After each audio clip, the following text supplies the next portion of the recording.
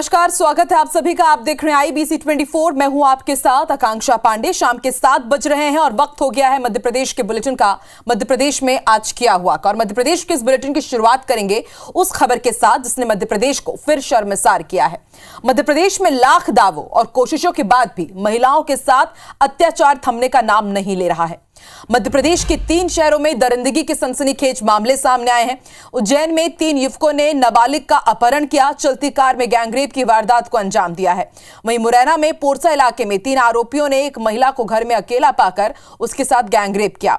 रीवा में आरोपी ने पहले युवती को शादी का झांसा दिया और फिर खंडहर ले जाकर उसके साथ रेप किया।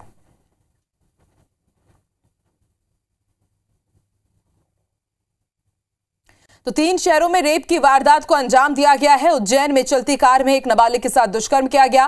मुरैना में घर के अंदर घुसकर एक महिला से गैंगरेप किया गया। और तीसरी खबर रीवा से, जहां शादी का झांसा देकर के एक युवती से रेप किया गया, खंडहर में उसे ले जाया गया। और सबसे बड़ी बात यह कि इस खंडहर से सिर्फ 100 मीटर की दूरी पर ही सिविल लाइन थाना है, लेकिन उसके बाद भी अब यहां पर आप देखिए किस तरह से सुरक्षा को लेकर के सवाल उठ रहे हैं।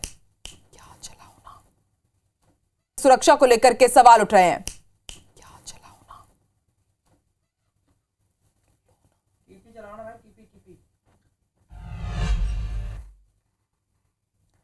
और अब सबसे पहले बात कर लेते हैं उज्जैन की। धर्मनगरी फिर शर्मसार हुई है। यहां 3 आरोपियों ने चलती कार में नाबालिग से गैंगरेप किया। देखिए रिपोर्ट।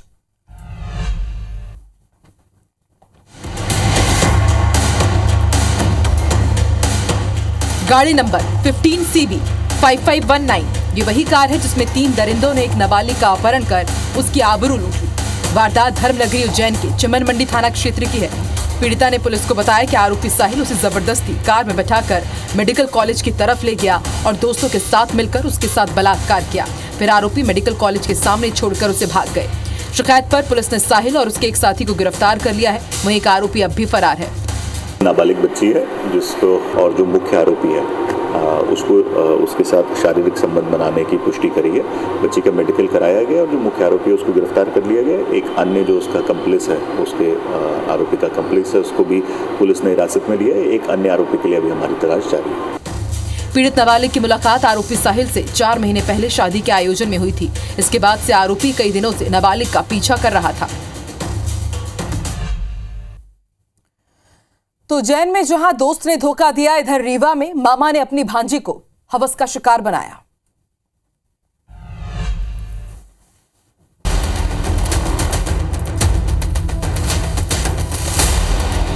मध्य प्रदेश की रीवा में रिश्तों को शर्मसार कर देने वाली वारदात सामने आई है, जहां रिश्ते में मामा ने भांजी को हवस का शिकार बनाया। 3 साल पहले वो एक दूसरे के संपर्क में आए थे। तभी से आरोपी शादी का झांसा देकर लगातार पीड़िता का शारीरिक शोषण करता रहा। गुरुवार को भी आरोपी ने मिलने के बहाने युवती को सिविल लाइन थाने से चंद कदम दूर स्थित झिरिया नाले के पास बुलाया और वहां स्थित खंडहर में उसके साथ रेप किया। वहीं जब पीड़िता ने शादी के लिए दबाव बनाया तो आरोपी ने इनकार कर दिया। एक युवक द्वारा जो शादी का झांसा बराबर देता रहा और इसी शादी का झांसा देकर उसके साथ कई बार दुष्कर्म किया है, जिसके रिपोर्ट पर पुलिस ने चंद घंटों में ही आरोपी को गिरफ्तार कर लिया है। पुलिस ने आरोपी को हिरासत में ले लिया है और मामले की जांच की जा रही है।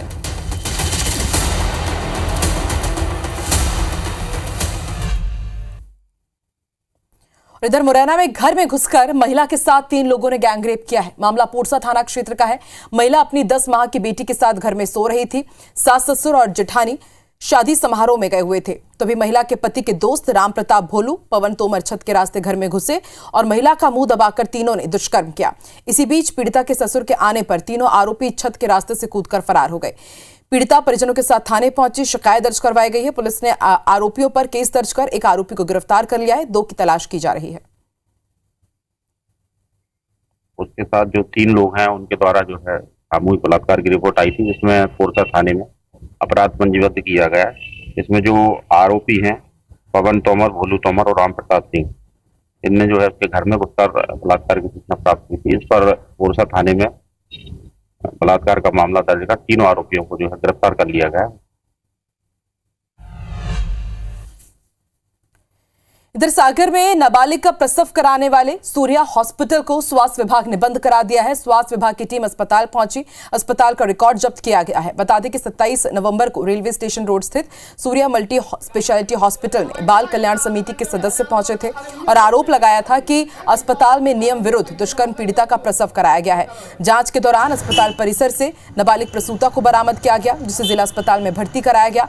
मामले में स्वास्थ्य विभाग को कार्रवाई करने के लिए पत्र लिखा गया, जिसके बाद स्वास्थ्य विभाग की टीम अस्पताल पहुंची, जांच की, नाबालिग लड़की के प्रसव से संबंधित दस्तावेज लिए, साथ ही हॉस्पिटल प्रबंधन से लिखित में स्पष्टीकरण मांगा। अधिकारियों का कहना है कि मामले की जांच की जा रही है, जांच के आधार पर अस्पताल प्रबंधन पर आगे कार्रवाई की जाएगी। सूर्या मल्टी स्पेशलिटी हॉस्पिटल जो कि स्टेशन रोड पर स्थित है, वहां पर एक नाबालिग लड़की की डिलीवरी हुई है।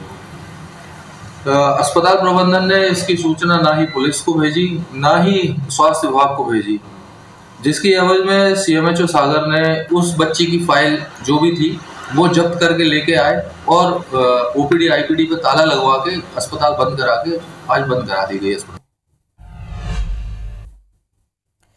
इधर बालाघाट के खैरलांजी में अनोखा मामला सामने आया है। यहां की एक युवती ने कुछ ही दिनों के अंतर में 2 कोर्ट मैरिज की है, वो भी अलग अलग युवकों से, जिसके बाद शादी और कोर्ट मैरिज की प्रोसेस पर सवाल उठ रहे हैं। एक रिपोर्ट देखते हैं।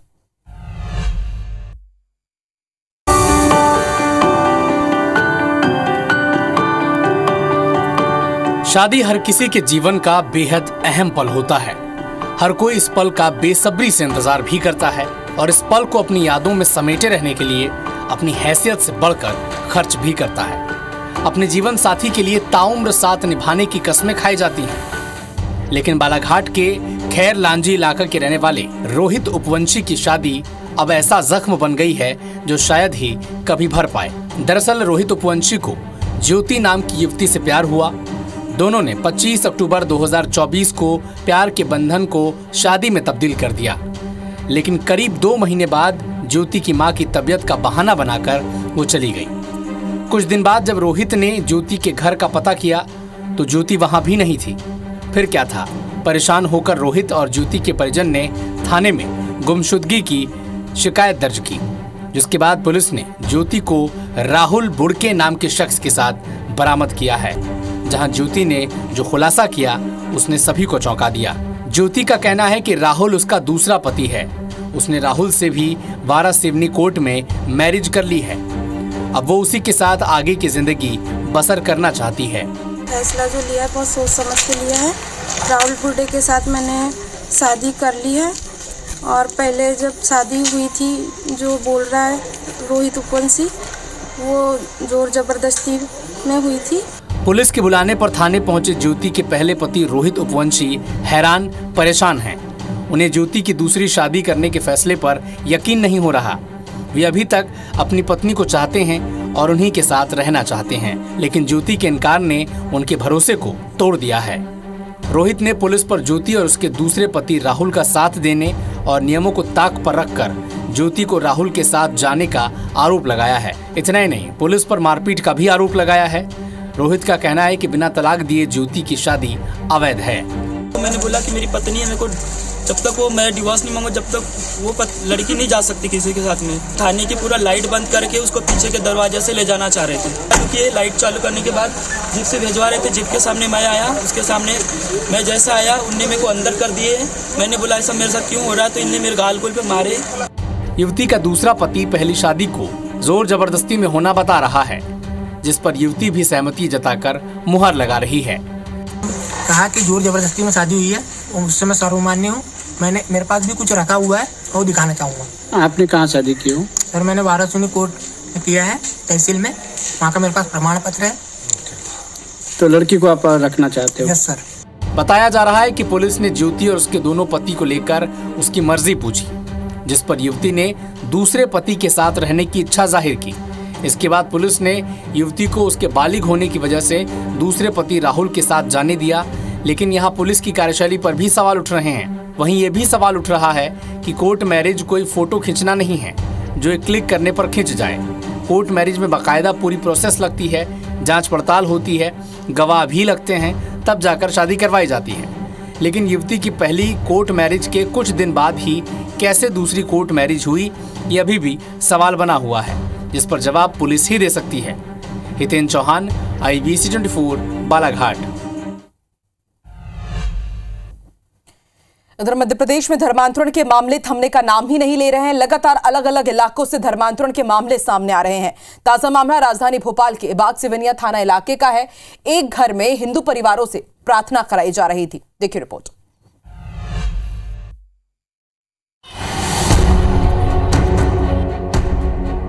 भोपाल के अमराई इलाके में एक घर में चल रही प्रार्थना सभा के दौरान बवाल मच गया। हिंदू परिवारों से प्रार्थना कराई जा रही थी। सूचना मिलने पर मौके पर पहुंचे हिंदू संगठन के लोगों ने जमकर हंगामा कर दिया। हिंदू संगठनों का आरोप है कि 40 आदिवासी परिवारों का धर्म परिवर्तन कराया जा रहा था। पुलिस ने एक प्रोफेसर को हिरासत में लिया है। धर्म परिवर्तन के आरोप पर आदिवासी परिवारों का कहना है कि उनके साथ कोई जोर जबरदस्ती नहीं की गई। अमराई की बस्ती है, वहाँ के लोगों को बुलाया जा रहा था। वो सब एक रूम में अंदर जा रहे थे सब, और अंदर जाके वहाँ यीशु मसीह की पूजा कर रहे थे। वहाँ बाइबल की किताबें दी गई। नहीं जीवन बदला, जीवन नहीं बदले हमारा। लोग एकत्रित थे और वो लोग अब क्या कर रहे थे और उसमें आगे उनका क्या प्लान था, उसके संबंध में हम उन्हीं से बातचीत कर रहे हैं। दोनों ही पक्षों को बुला लिया गया है। पुलिस दोनों पक्षों के बयान लेकर जांच कर रही है।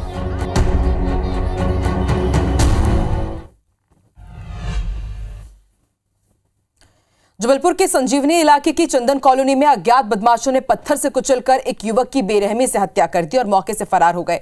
मौके पर पहुंची पुलिस ने हत्या का मामला दर्ज कर आरोपियों की तलाश शुरू कर दी है। शव के पास से एक मोबाइल और एक पत्थर बरामद किया गया है। मोबाइल से मृतक की पत्नी को फोन किया तो शव की शिनाख्त हुई। उसका नाम केसरी लाल सेन है। वो कॉलोनी में किराए के मकान में रहता था और मजदूरी करता था। पुलिस के अनुसार मृतक केसरी लाल का रुपयों और शराब को लेकर विवाद हुआ था। इस कारण हत्या की आशंका जताई जा रही है। हत्या होने से क्षेत्र में दहशत का माहौल है। चंदन कॉलोनी में फूल सागर तालाब के पास में वहां पर एक शव पड़ा है और उसकी पत्नी ने आगे रिपोर्ट किया है केसरी सेन नाम, और यहाँ पर देखा है तो उसके सिर कुचला हुआ है। तो इसमें प्रथम दृष्टया वहां पत्थर भी पड़ा है, खून लगा हुआ है। प्रथम दृष्टया अपराध 302 हत्या का ही प्रतीत हो रहा है। अब इस मामले में अपराध पंजीबद्ध करके यही मौके पर विवेचना की जाएगी। इधर मुरैना में झांसी आगरा हाईवे पर बदमाशों ने ट्रक चालक और क्लीनर से मारपीट कर लूट की वारदात को अंजाम दिया है। बदमाशों ने कट्टा अड़ाकर ट्रक से करीब 100 लीटर डीजल, 2 बैटरी, 15,000 रुपए लूट ले गए। जब विरोध किया तो कट्टे से फायर कर दिया। उसके बाद जब पुलिस मौके पर पहुंची तो पुलिस पर भी फायरिंग कर दी गई। दरअसल नेशनल हाईवे पर गिट्टी से भरी ट्रक खराब हो जाने के बाद 8 बदमाशों ने ट्रक चालक और क्लीनर को कट्टा अड़ाकर उनसे ट्रक लूट लिया। घटना की सूचना मिलने पर पुलिस मौके पर पहुंची तो बदमाशों ने पुलिस पर भी फायरिंग कर दी। आरोपियों के कब्जे से घटना में उपयोग हुई 2 कार, कट्टा और ट्रक का सामान पुलिस ने बरामद किया है। फिलहाल पुलिस गिरफ्त में आए बदमाश की निशानदेही पर सभी 5 आरोपियों को गिरफ्तार कर चुकी है और फरार आरोपियों की तलाश की जा रही है। फरियादी गुर्जर ने थाना रिटॉर पर की थी कि कुछ पैसे भी ले लिए और डीजल भी निकाल लेगा। उसकी रिपोर्ट के आधार पर 10 लोग टोटल नाम सामने आए थे पुलिस के। इस प्रकार की जो घटना कारित की थी उसमें से 5 लोगों को जो है पुलिस ने गिरफ्तार कर लिया। इसमें 2 गाड़ियां थी, एक स्विफ्ट थी और एक I-20 थी और एक देसी कट्टा भी है। और कुछ जो डीजल वगैरह ले गए थे उसकी भी कैन भी प्राप्त हुई है विद डीजल। तो ऐसे करके इसमें 5 लोगों को पकड़ के पुलिस ने गिरफ्तार कर लिया है और शेष 5 लोग जो है अभी भी बचे हुए हैं, इनकी तलाश जारी है। इंदौर की लसूड़िया पुलिस ने लॉरेंस विश्नोई गिरोह के गुर्गे समेत 3 बदमाशों को गिरफ्तार किया। ये बदमाश बाईपास पर शराब का ट्रक लूटने की फिराक में घूम रहे थे, लेकिन वारदात को अंजाम देने के पहले ही पकड़े गए। आरोपियों के पास से 3 पिस्टल, 6 कारतूस बरामद किए गए। बदमाशों पर राजस्थान, पंजाब और बिहार में कई आपराधिक प्रकरण दर्ज हैं। पकड़े गए लॉरेंस के गुर्गे भूपेंद्र रावत पर बिहार पुलिस ने 50,000 रुपए का इनाम भी घोषित किया हुआ है। भूपेंद्र के अलावा अन्य बदमाशों के नाम आदेश चौधरी, दीपक रावत है। तीनों राजस्थान के रहने वाले हैं। बता दें कि आरोपी भूपेंद्र रावत कुख्यात गैंगस्टर लॉरेंस विश्नोई के साथ साल 2017 में पंजाब की फरीदकोट जेल में बंद था। यहीं से वो लॉरेंस के साथ जुड़ा था। लॉरेंस के लिए कनाडा और मलेशिया से हथियार मंगवाने का काम करता था। आरोपी भूपेंद्र ने राजस्थान में व्यापारी से 5 करोड़ की फिरौती मांगी थी और नहीं देने पर उसे गोली मारी थी। आज के दौरान ये बात भी सामने आई कि जो आरोपी हैं इनमें से एक आरोपी जिसका नाम भूपेंद्र सिंह रावत है, जो कि ब्यावर राजस्थान का रहने वाला है। इसके ऊपर 50,000 रुपये का इनाम बिहार जिला गोपालगंज के थाना कुचाय कोर्ट में जारी किया गया है। इसके साथ 2 अन्य साथियों को भी गिरफ्तार किया गया, जिसका नाम एक दीपक रावत था और दूसरा आदेश चौधरी। ये तीनों ही ब्यावर राजस्थान के रहने वाले हैं। पहला आरोपी है भूपेंद्र सिंह रावत, कई तरीकों से लॉरेंस बिश्नोई नामक ग्रुप से जुड़ा हुआ है और उनके काफ़ी सारे कामों को देखता है। खरगोन जिले के सेगांव में बस पलटने से 4 लोगों की मौत पर सीएम डॉक्टर मोहन यादव ने शोक संवेदना व्यक्त की है। उन्होंने मृतकों के परिवारों को मुख्यमंत्री स्वेच्छा अनुदान से 2-2 लाख रुपए की राशि देने के निर्देश दिए हैं। वहीं घायलों के समुचित उपचार के निर्देश जिला प्रशासन को मिले हैं। सीएम के निर्देश पर कलेक्टर कर्मवीर शर्मा ने 13 घायलों को रेड क्रॉस की ओर से 5-5 हजार रुपए की सहायता राशि स्वीकृत कराई है। खरगोन एसडीएम बीएस कलेश ने जिला चिकित्सालय में उपचार करा रहे सभी 13 घायलों को 5-5 हजार रुपए की राशि का चेक दिया और उनका हालचाल जाना। सभी की हालत खतरे से बाहर है। बता दें कि शनिवार को खरगोन से अलीराजपुर जा रही बस पलट गई थी। हादसे में 3 महिलाएं और एक 7 महीने के बच्चे की मौत हो गई थी। 21 लोग घायल हुए थे।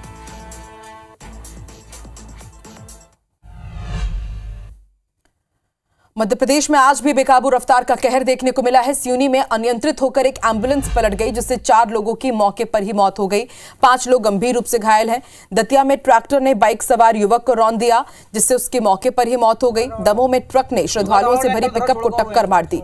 10 से अधिक श्रद्धालु घायल हो गए हैं। सभी को अस्पताल में भर्ती कराया गया है। भोपाल के व्यापम चौराहे पर असिस्टेंट लेबर कमिश्नर और टैक्सी की टक्कर हो गई जिसमें अफसर की गाड़ी में सवार 2 लोग घायल हो गए हैं। इधर शाजापुर में तेज रफ्तार बस अनियंत्रित होकर पेड़ से टकरा गई जिसके बाद बस में आग लग गई। आग से बस पूरी तरह से क्षतिग्रस्त हो गई। 3 यात्री घायल बताए जा रहे हैं। इधर इंदौर में यूपी पुलिस की गाड़ी खड़े ट्रक से टकरा गई। इसमें एसआई सहित 2 जवान घायल हुए हैं जिन्हें अस्पताल में भर्ती कराया गया है। पुलिस ने ट्रक ड्राइवर को हिरासत में लिया है। तो देखिए बहुत ज्यादा जरूरी हो जाता है। लगातार सड़क हादसों के मामले बढ़ते ही जा रहे हैं और ऐसे में आप इन बातों का ध्यान जरूर रखें कि कोहरे में हेडलाइट्स को हमेशा लो बीम पर रखें। केवल फॉग लाइट्स का इस्तेमाल ना करें और कोहरे में गाड़ी सामान्य से कम रफ्तार में चलाएं क्योंकि कब कौन सी गाड़ी कहां से सामने आ जाए ये पता नहीं चल पाता है। दूसरी गाड़ियों के बीच निश्चित दूरी बनाकर रखें। सट करके बिल्कुल भी ना चलें। नींद में है या फिर आप नशे में ड्राइव कर रहे हैं तो इससे बिल्कुल बचें। ड्राइविंग के दौरान मोबाइल का इस्तेमाल बिल्कुल भी ना करें क्योंकि दुर्घटना कभी भी हो सकती है। और टेक ओवर जब आप कर रहे हैं तो उस दौरान खास सावधानी जरूर बरतें।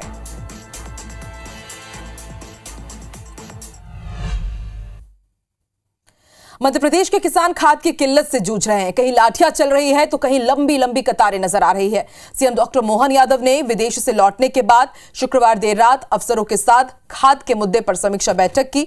बैठक में सीएम डॉक्टर मोहन यादव ने अफसरों को निर्देश दिया है कि कहीं भी खाद की कमी नहीं होनी चाहिए। अफसरों ने बताया कि खाद की कालाबाजारी करने वालों के खिलाफ केस दर्ज किए गए हैं। उधर कांग्रेस का कहना है कि मध्य प्रदेश में खाद का संकट गहराता जा रहा है। अफसर और बीजेपी सरकार के मंत्री ध्यान नहीं दे रहे हैं।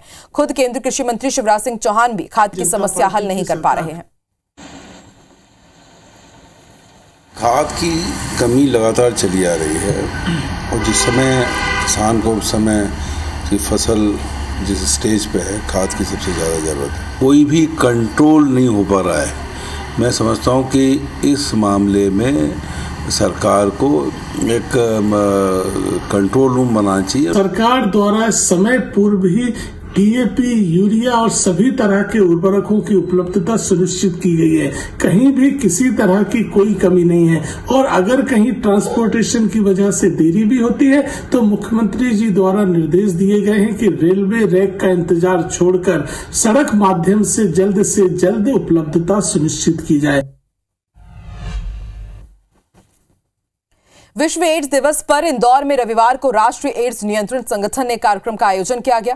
कार्यक्रम में केंद्रीय स्वास्थ्य एवं परिवार कल्याण मंत्री और बीजेपी के राष्ट्रीय अध्यक्ष जेपी नड्डा शामिल हुए। इस दौरान उन्होंने लोगों को संबोधित करते हुए कहा कि एड्स को लेकर चर्चा करने में कोई संकोच नहीं करना चाहिए और जागरूकता को लेकर स्कूलों में कार्यक्रम होना चाहिए। साथ ही उन्होंने कहा कि अभी ऐसी कोई दवा नहीं आई है जो पूरी तरह HIV को ठीक कर सके। दवाएं तो पूरे समय खाना ही पड़ेगा लेकिन दवाओं से व्यक्ति पूरे जीवन स्वस्थ रह सकता है, इसलिए ऐसे लोगों को समाज में जगह देनी चाहिए। वहीं उन्होंने विरोधियों पर निशाना साधते हुए कहा कि देश में सब कुछ बदला लेकिन तेरा स्टेटस नहीं बदला। उधर कार्यक्रम में मौजूद मुख्यमंत्री डॉक्टर मोहन यादव ने सभी को एक दूसरे के साथ मिलकर एड्स पीड़ित मरीजों के प्रति भेदभाव को खत्म करने की बात कही। एड्स को और उसके खिलाफ जो जंग चल रही है उसको डेडिकेट और रीडेडिकेट करने का दिवस है। लोगों को बताने का है कि एड्स की रोकथाम के लिए हम सब लोग समर्पित हैं। विश्व एड्स दिवस के अवसर पर इसलिए खास बोलना चाहूंगा कि अभी आपके सामने ही गरीब परिवार का बच्चा अगर ये उस युद्ध में विजय होकर निकलता है, जो असंभव टाइप की बीमारी, ये वास्तव में हमारे इस कार्यक्रम को सार्थक करता है, जो इस बात के लिए भी रेखांकित करता है कि रोग से डरो, रोगी से मत डरो, रोगी का साथ दो तो अपने आप परमात्मा आपका साथ देगा और विजय आपकी सुनिश्चित होती है। साइबर अपराधी पुलिस के सामने लगातार चुनौती पेश कर रहे हैं, लेकिन अब भोपाल पुलिस ने इन अपराधियों से निपटने के लिए कमर कस ली है। थानों में साइबर हेल्प डेस्क का शुभारंभ किया गया। देखिए रिपोर्ट।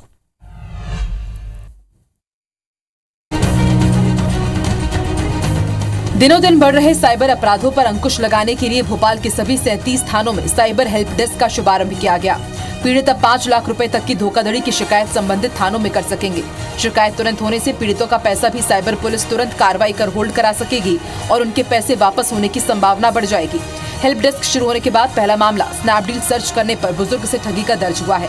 यहाँ के जितने भी थाने हैं सभी थानों में एक साइबर डेस्क की शुरुआत की जा रही है। यह साइबर डेस्क के लिए पिछले लगभग 2 सप्ताह से ज्यादा पुलिस लगातार अपने को तैयार कर रही थी। इसमें 500 से ज्यादा जवानों को इसके लिए प्रशिक्षित किया गया है और प्रारंभिक तौर पर जो शिकायतें आती हैं, खासतौर पर 5 लाख से कम की जो शिकायतें हैं, उन शिकायतों की तह तक पुलिस जा करके अनुसंधान करेगी, आरोपियों को पकड़ेगी। बीते दिनों निरीक्षक से लेकर आरक्षक स्तर के करीब 400 पुलिसकर्मियों को ट्रेनिंग दी गई है। ट्रेनिंग में साइबर अपराध की रोकथाम, technical analysis, public awareness, investigation जैसी अहम और विस्तृत जानकारी दी गई। उम्मीद है कि अब साइबर ठग नहीं बचेंगे। बड़ी खबर उज्जैन से बता दें, सीएम डॉक्टर मोहन यादव ने बैठक ली है। भाजपा अध्यक्ष जेपी नड्डा भी इस बैठक में मौजूद रहे। सिंहस्थ साल 2028 की तैयारियों को लेकर की बैठक हुई है। प्रशासनिक कार्यालय में ये बैठक ली गई। विकास कार्यों को लेकर भी चर्चा हुई है। तो सीएम डॉक्टर मोहन यादव ने बैठक ली है और मुख्य एजेंडा जो बैठक का रहा वो सिंहस्थ को लेकर के रखा गया था। भाजपा अध्यक्ष, राष्ट्रीय अध्यक्ष जेपी नड्डा भी इस बैठक में मौजूद रहे। सिंहस्थ साल 2028 की तैयारियां किस तरह से चल रही है उसको लेकर यह बैठक थी। प्रशासनिक कार्यालय में बैठक हुई जिसमें विकास कार्यों को लेकर चर्चा हुई। तो सिंहस्थ साल 2028 में उज्जैन में आयोजित होना है और उसको लेकर के किस तरह से अब युद्ध स्तर पर काम करना है उसकी यहां पर आज एक समीक्षा बैठक हुई है। विकास कार्यों को लेकर भी चर्चा हुई है।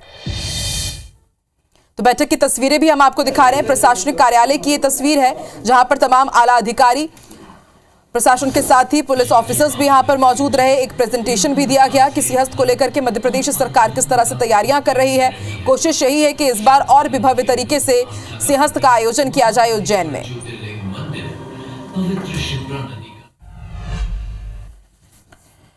और बुलेटिन में फिलहाल इतना ही। मुझे दीजिए इजाजत। आगे देखिए छत्तीसगढ़ में क्या है खास। हमरबानी हमरगोट में छाया चौधरी के साथ। नमस्कार।